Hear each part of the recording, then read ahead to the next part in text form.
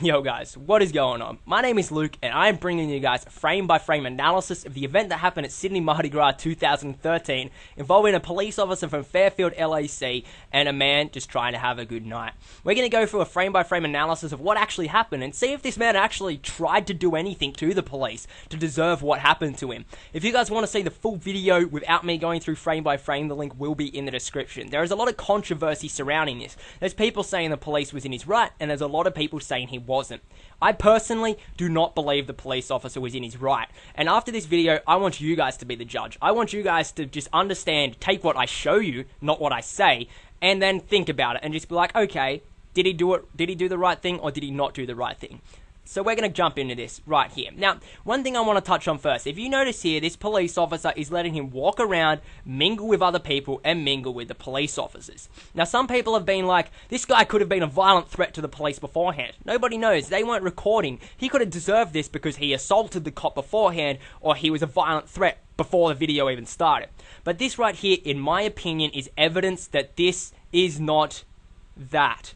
If he was a violent threat to the police, he would be restrained. He would not only be in cuffs, he would be sitting down against that little wall behind him. They would sit him down against the wall with his back up against the wall, or they would stand him with his face into the wall, or even put him on the ground and just put their foot on his back. But they would not do it in a violent manner. They would just push him down to the ground and leave him there. They wouldn't assault him. They wouldn't do it in a violent manner. They would just restrain him so he could not threaten or harm anybody in the vicinity. If he was a threat to these other people, the community, to the police, why are they letting him walk around? He could spit someone, he could headbutt somebody, he could even kick somebody in the nuts. That's assault.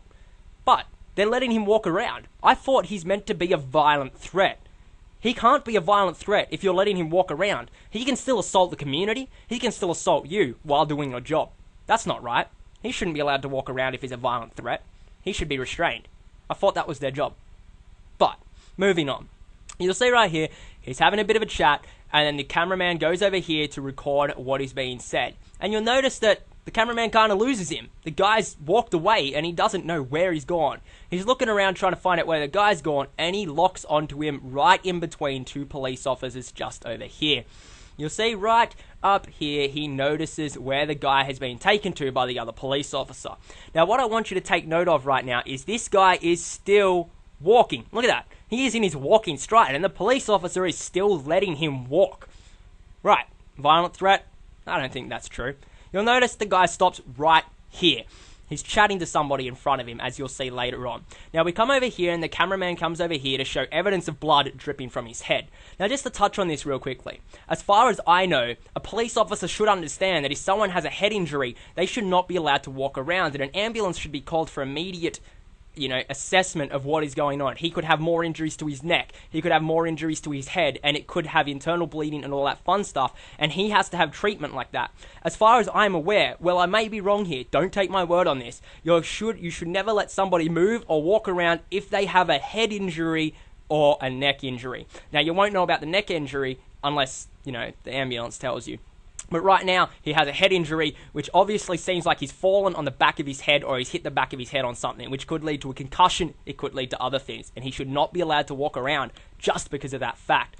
Now, right here, I want you to take a look at something. His left foot leaves the ground. Now, you could be like, this guy just kicked the police officer, man. He tried to assault him. He got what he deserved. But no, there is evidence that this guy didn't even try to assault the police officer. If you notice here, his other foot begins to leave the ground in a forward moving motion. Now, to do this, you need to put your other foot down on the ground or start raising your foot as the other one is going onto the ground. So you're in a forward walking motion. Now, if you notice for the last 56 seconds right here, they have let him walk around. They have not tried to put him on the ground. They have not tried to restrain him. In the police eyes right now, he has done nothing wrong. He is restrained by cuffs, but nothing else. They're letting him move around. They're letting him mingle with people. They're letting him talk to people. They're not trying to restrain him, but if he was a violent threat, they'd be trying to restrain him. Now, coming up here, you might be like, oh, look, he's gone. Ah, no, he's gone. But if you notice right here, he's still walking forward. He's in the exact same spot. He's come back a bit because the cops pulled him back, but he's still trying to walk forward. He's in a forward walking motion. Right here you see him coming back right now because the cop is pulling him back. And you'll see right here that the cop's arm goes around his neck and goes to bring him down to the ground, and he then throws him face first into the concrete. Now what I want you to do is pay attention right here. You'll notice his arm is on the guy right here, but he doesn't have his foot on his back. Now, in this cop's mind, he's got to put his foot on this guy's back to restrain him and not let him get up because he may be a violent threat, which clearly he just was totally not. He was not a violent threat right then. He was trying to walk some more, which they let him do for the past 50 seconds, but apparently there was nothing wrong with it before, but now when he walks forward, there is apparently something clearly wrong with it. Now, just a note, this guy could not spit on the police officer here. He had his back to the cop, and the cop had his hands on his cuffs. He could not turn around and spit on the police officer. It is not physically possible. So he could not have done that to harm the police officer, and he could have not kicked him. And the fact that he's moving forward shows that he would not have been able to swing his head back and headbutt the officer, and there's no blood on his head, so obviously the police officer did not get headbutt, as the guy did have a gash on the back of his head, and if he was to lean back and headbutt the guy, if he actually hit the cop, he would have left a mark of blood. Now, I want you to take note of one more thing. The cop has him restrained right here. The cop's got him in his arms. This guy can't do anything right here. He's in handcuffs. The only thing he can do is move his legs. But there's 6 other cops next to him. The cops can grab his legs and restrain him. They don't need to use this much force, even if he did do something wrong. You'll notice here, we keep going down and he goes back to the ground. We'll move back to this. You'll notice right here, the cop takes his hand off him. If this man was a violent threat and just posed a threat to the community, why are you taking your hand off him? You'll notice right now though, he tries to put his foot on the man's back. Now, I want you to take note of this right here. When his foot comes over around a second later, it hits his back. Now, this man cannot stop himself from being rolled over. If you've got a man in cuffs on the ground and you try to roll him over by his back with your foot, you're going to roll him over face first into the ground, and there's not much he can really do about it. He's pretty much defenseless in this situation. But the cop manages somehow to fail, and his foot goes right down to the ground as if he just kicked him or slid his foot down his back. Now, I'm not saying this is 100% evidence that this cop may have kicked him while he was down. I'm not saying that. I'm saying you have to judge every situation. You don't know if the cop made a mistake here. The cop clearly could have made a mistake. The cop might have just, missed. It happens. It can happen to the best of us. But you do have to take into note that it may have happened. You'll notice this time, he lifts up his foot and successfully rolls him over. Why he couldn't do that the first time, I have no idea. Now, I want you to take note of one thing right here. This woman right here, she is right where he was walking. Obviously, he was walking up to talk to her. Now, the one thing I want you to notice, right here, she's wearing a dress. You can see the dress ends right here, and this is her leg. And she's wearing a black singlet, and she has blonde hair. Now, if he was a violent threat to her, why does later in the video she go over to hug him and make sure he's alright? If he was going to proceed over to her and threaten her with violence, she wouldn't have helped him. She would have let the cop do what he had to do. She would have given her statement, and it would have been that. She wouldn't have been like, oh, dude, are you alright? She would have walked off, and she would have left it at that. She would have given her statement to the cops. It would all be good. Now, right here, the cop's telling everybody not to get involved. Now, you'll notice here, she decides to walk off to the right. Right? But you come around here a bit further into the video. We'll fast forward a little bit. She comes back over to the guy and ends up hugging him to make sure he's alright. Now, you'll notice here that the cops actually hold him down. Why weren't they doing that before? If he was such a threat that he had to be thrown face first into the ground, why were they not holding him down before? Why did it take a police officer assaulting the man for them to hold him down?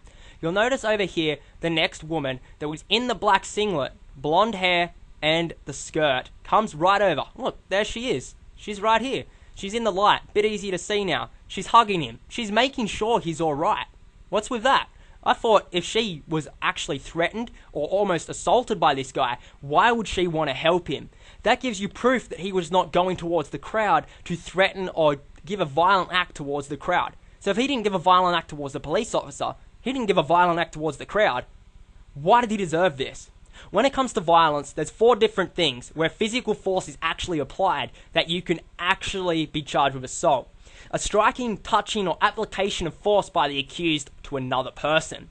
That such conduct of the accused was without the consent of the complainant. Obviously, this was without the consent. Obviously, the police officer touched him and essentially applied force to this guy and pushed him down into the ground. Next up, it says that such conduct was intentional or reckless in the sense that he was accused, realized that the complainant might be subject to immediate and unlawful violence, however slight as a result of what he or she was about to do, but yet took the risk that that might happen.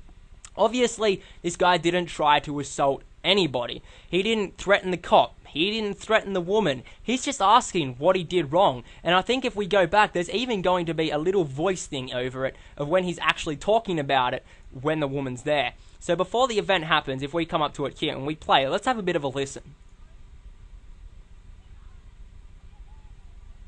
He didn't say anything. Did you hear him say anything? He didn't threaten the woman. He didn't even say anything to the woman. He just got thrown into the ground. Let's turn the volume up and listen to that again.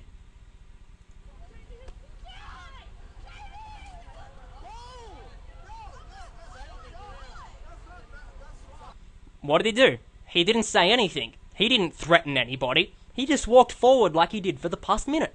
He hasn't done anything wrong in this situation, except the cop feels like this was enough force to lawfully put him down. Such conduct must be without lawful excuse for somebody to be charged with assault. I, myself, cannot find a lawful excuse in this situation for this guy to do this. This cop stepped out of line, in my opinion. This cop did the wrong thing. If you do agree with it, make sure you let me know in the comment section below. But aside from that, you be your judge. You took what you just seen there.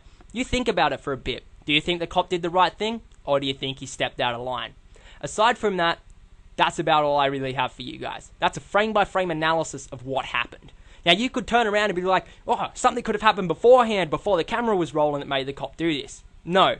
If something happened beforehand, he would have been restrained more than just cuffs, and they wouldn't have let him walk around. They also would have done something before the camera was on, let alone now, when he did nothing wrong. But aside from that, guys, you be the judge. You take away from this. You have a bit of a think about it. What did this cop do? Did he do the right thing? Did he do the wrong thing? Is this guy in the wrong, or is he in the right? Aside from that, guys, I hope you enjoyed this. I hope you've seen a bit more and you can analyze the video a bit more by yourself. And I'll talk to you all later.